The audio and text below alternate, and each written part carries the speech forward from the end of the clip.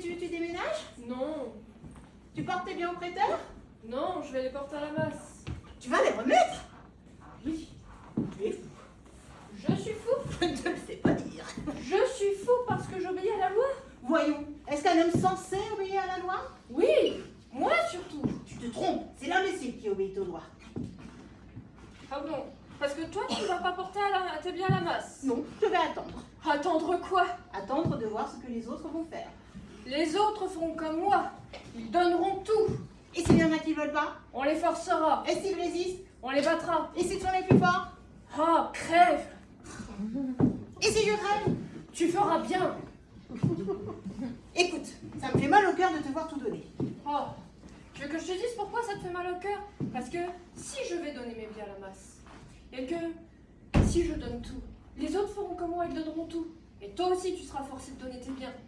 Et c'est ça qui te fait mal au cœur, vieux Clipsou. Je ne suis pas un vieux Clipsou, je suis un citoyen normal. Et qu'est-ce qu'un citoyen normal? Un citoyen qui se défie des lois. Et pourquoi tu te défies des lois? Parce qu'elles ne sont jamais appliquées.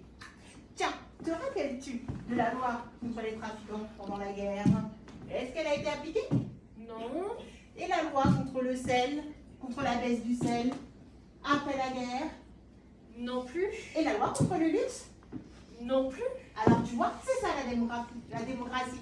Quand tu... J'en perds un message. Ces femmes, ça vous rend folle. Fou, complètement fou. Parce que c'est ça la démocratie. La démocratie, quand une loi n'est pas bonne, elle n'est pas appliquée. Oui, mais ça, c'est la démocratie des hommes. Avec les femmes, ce sera différent. Tiens, tu vas au repas ce soir? L'État ne l'a-t-il pas ordonné? Et moi, j'estime, quand on est un citoyen bien pensant, on doit aider l'État. Tu vas donc aider l'État en allant manger à ses frais? Puisqu'il leur donne. Ah, je vais te le dire.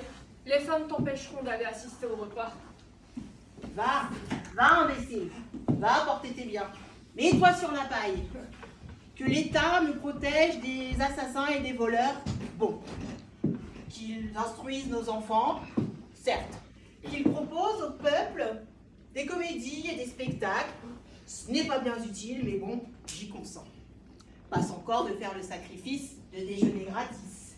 Mais alors, quant à donner de surcroît toutes mes économies, ça, jamais.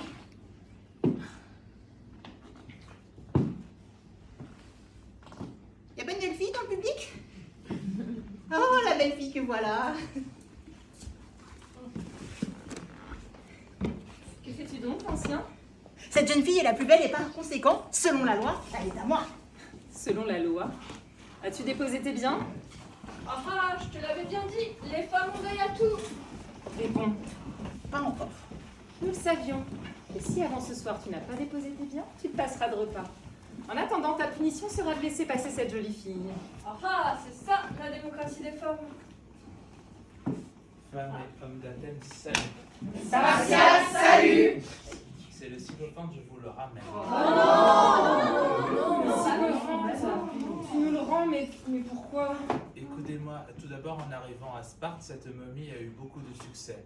Et le peuple s'est précipité et tous de rire de me donner de l'argent. Et elle m'a supplié d'enlever le bâillon pour voir si le son correspondait à l'apparence. À malheur l'avais-je fait, le sycophante sème le désordre, la suspicion, ils dressent les uns contre les autres. Et les dieux seuls savent ce qui se serait passé quand l'un de nous songe à le bâillonner. Tout se calme, les esprits s'apaisent, et nous nous regardons les uns et les autres, et tous alors me prient de ramener le sycophante dans l'intérêt même de la patrie. Les femmes, qu'allons-nous en faire maintenant? On pourrait peut-être le piler dans un mortier pour en faire de la sauce piquante. Tu t'empoisonneras. Un épouvantail, fait peur aux oiseaux. Son odeur ferait mourir les plantations. Il est piqué pour le linge. Oh ouais. La légine trop souple.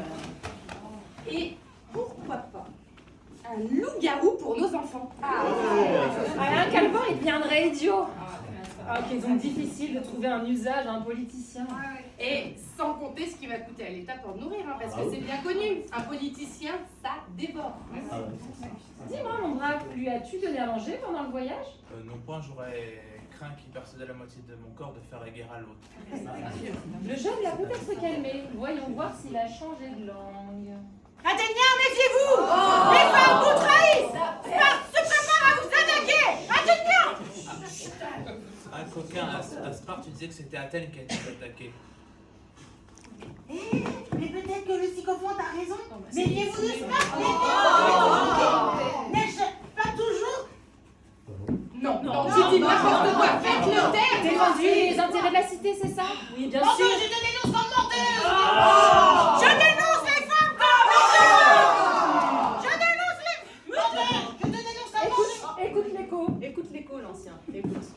Je dénonce les femmes comme Non, tu ne diras plus rien. Nous autres femmes savons reconnaître un mensonge. Mais les hommes sont tellement plus crédules. Quant à toi, si tu parles à nouveau, je te bâillonne à ton tour. Je dénonce les femmes comme traîtres! Je dénonce les femmes! Plus un mot. Vous voyez le danger que fait courir le sycophante à la cité? Même bâillonné, il sème parmi nous la discorde. Je dénonce les femmes comme traîtres! C'est impossible. Bon. Nous allons te donner une grosse somme. Bien. Par pitié, prends le sycophante sur tes épaules et emmène-le chez les Perses. Je dénonce cet exil de taisez-vous! Mais si je le donne aux Perses, il les excitera contre nous. Oh, qu'est-ce que cela fait? Les Perses n'entendent pas notre langue. Ah, femme, comme tu es intelligente, je n'avais pas pensé à cela. Rends-toi sur l'agora et on va te donner à manger avant le voyage. Et à lui? Je dénonce ces femmes comme infameuses! Et tu raconteras ça aux Perses? Je vous dénonce! Je vous dénonce! Je vous dénonce!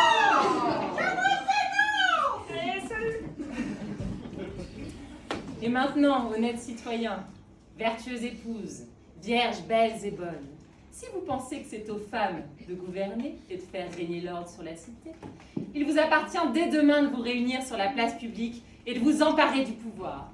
En attendant, toutes et tous ici, nous vous convions, après le spectacle, à souper aux frais de l'État.